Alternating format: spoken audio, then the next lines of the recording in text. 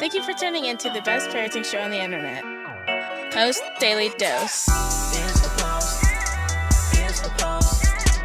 It's the Post. The Post Daily Dose. It's the Post. It's the Post. It's the Post. The Post Daily Dose. It's the Post. It's the Post. Hey, good evening, Facebook family, and welcome to another episode of Post Daily Dose with me, your trusted parenting advisor, faithful guide, and servant on the healing journey. What's my name? Big Papa Bryan+Post. Hope everyone is doing well on this not so tremendous Thursday, but we are getting by, aren't we? I wanted to pop on here real quick. I'm actually going to be doing a webinar tonight. I am going to stream that for you guys who are tired of watching Netflix and reruns and want to pick up on some parenting education. I'm going to stream that for you. So I thought I'd talk about the positive, what was the name of this? What was the title of tonight's episode? The positive outcome of prolonged states of regulation, something like that. Hey, there's Stefan. Hey, there's Cynthia. So the positive power of prolonged states of regulation. Hey, there's Sephora. What does that mean? Well, I was thinking, okay, so everyone's children are at home and can't go to school, and you're looking at this like being the beginning of the summer vacation. So it's like this is going to just continue, and you want to think, okay, so this has the potential to potentially be really bad. Well, maybe it doesn't. I don't think that most parents realize, especially parents of adopted children, children with trauma histories, that one of the most stressful things you contend with every single day that's been eliminated from your life, maybe prematurely, but it's school. Every day your children go to school, they're under an enormous amount of stress. In fact, I would be willing to say that most families right now, at least most of the families I'm familiar with, are not having a great amount of struggles with their children. In fact, they're somewhat surprised and maybe even a little shocked that even though there's an enormous amount of stress and pressure on parents in today's society right now, things are actually going pretty well. So you could call this a honeymoon period. I don't like to see things as honeymoon periods. I like to see things as we are accessing and utilizing our window of tolerance. See, the difference is every day your children have been going to school and they've been using their window of tolerance. You go home, you leave home, you go to work, you're utilizing your window of tolerance. And then what happens by the end of the school day, by the end of your work day, you're both exhausted. And then you come home, you're the most sensitive with one another because you love one another. When you love someone, that makes them the potentially most threatening person in your life. That's why the honeymoon period is a myth, because honeymoon period simply means that two people aren't connected deeply enough yet at a cellular level to feel threatened. Like there's still no risk of loss. And within a family, after you spend a period of time together in that intimate space, it gets really sensitive, it gets really intimate, and there's a lot of potential threat that exists.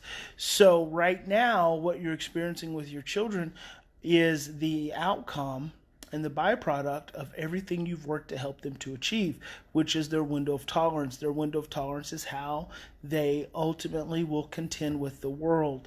And so if you haven't been having a significant amount of challenges, now obviously there are just challenges day in and day out anytime we have to be with our children for extended periods of time.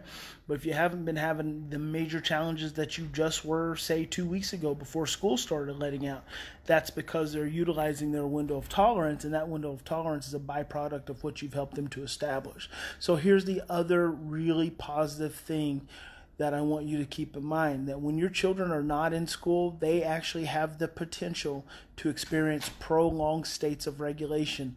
And what do prolonged states of regulation do? They repair the brain. So prolonged states of regulation and relationship are what the repetition of those are what goes into repairing the brain.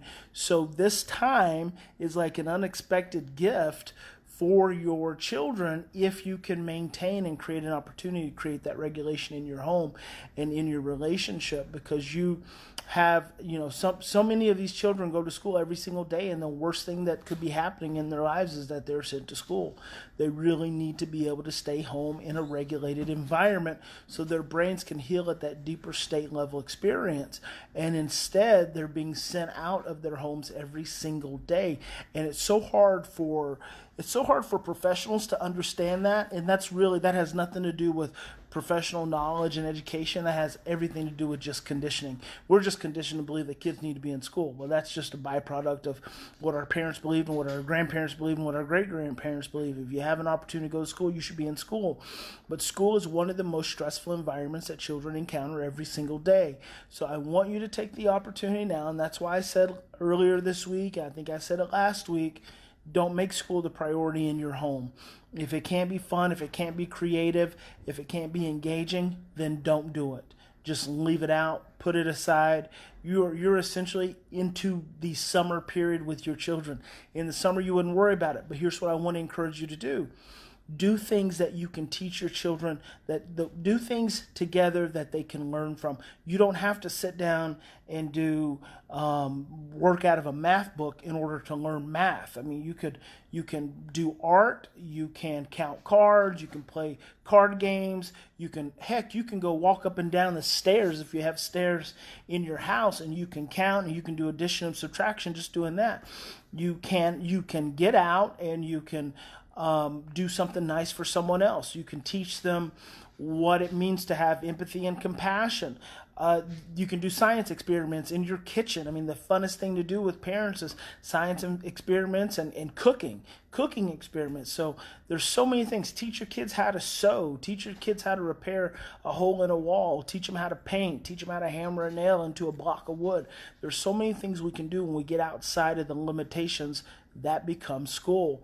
And just right now, you have a rich, unfortunately, it's a forced, but it is a rich opportunity to create prolonged states of regulation in your home that are going to go a long ways in helping your child's brain to heal. Now, some of you are going to be going through some tough times. And I suspect next week things is going to start to get a little bit more challenging because the novelty has started to wear off. That's where you have to have a little bit more structure, but you have to also have a little bit more flexibility. And then if you will be flexible, not asking your child to be flexible, because when they get stressed, they're going to become rigid. The invitation is for you as a parent to become rigid as well. So when they become stressed, you have to get more flexible, maintain the structure, maintain the limits, give them an opportunity to come back to it. And then, there's also the opportunity to take an electronic diet. Just, unplug everything, TVs and everything, and then just go on some long hikes, go fishing. Go hiking out in the woods, go camping. I mean, there's so many opportunities to do things that we conventionally and traditionally wouldn't have an opportunity to do. So I just want you to realize that everything in the world is not bad, that you have a great and rich and unique opportunity right now to create a prolonged state of regulation in your home for your child. And that, along with positive relationships, is what heals the brain. So I hope that's helpful to you guys. Hope you have a fantastic evening. I will be going live at about 8 p.m. Central Standard Time, and I'll be interviewed on a webinar for a group of parents, professionals. So if you have a chance, tune in. Big Papa loves you. God bless each and every one of you. I know these are stressful times, and my thoughts are with you. My prayers are with you. Remember, in any given situation, we always have two choices. We can continue to react from our same blueprints of stress, fear, and overwhelm, or we can stop, slow down, take 3 to 10 deep breaths, and choose love. And I hope you will choose love. God bless. We'll talk to you guys tomorrow.